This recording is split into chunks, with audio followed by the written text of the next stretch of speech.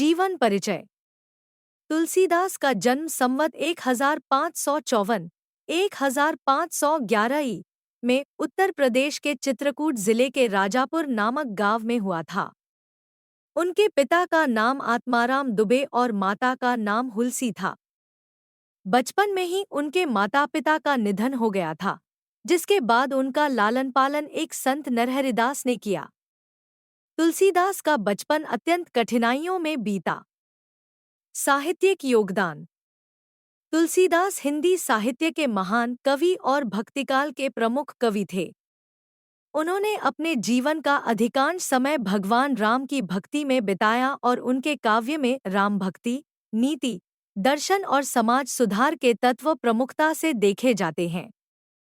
तुलसीदास की रचनाएं भारतीय साहित्य में अनमोल धरोहर मानी जाती हैं।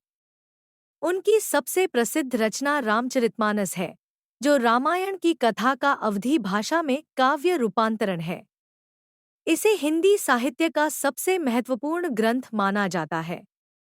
इसमें भगवान राम के जीवन के आदर्श, धर्म, भक्ति और मर्यादा का वर्णन किया गया है।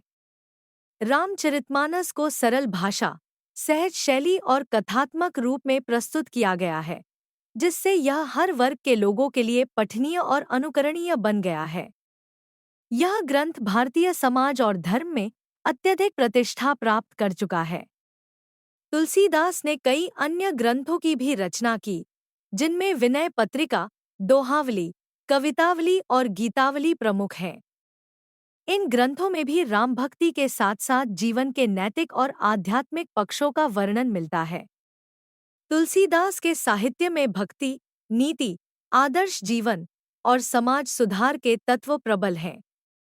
तुलसीदास ने अपनी रचनाओं में प्रमुख रूप से अवधी और ब्रजभाषा का प्रयोग किया।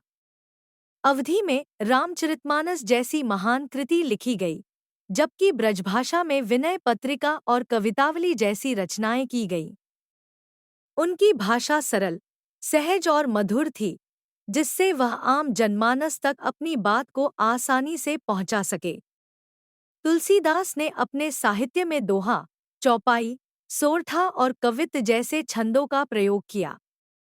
उनके काव्य की शैली अद्वितीय और प्रभावशाली है, जिसमें भक्ति, प्रेम और करुणा के भाव प्रमुखता से प्रकट होते हैं।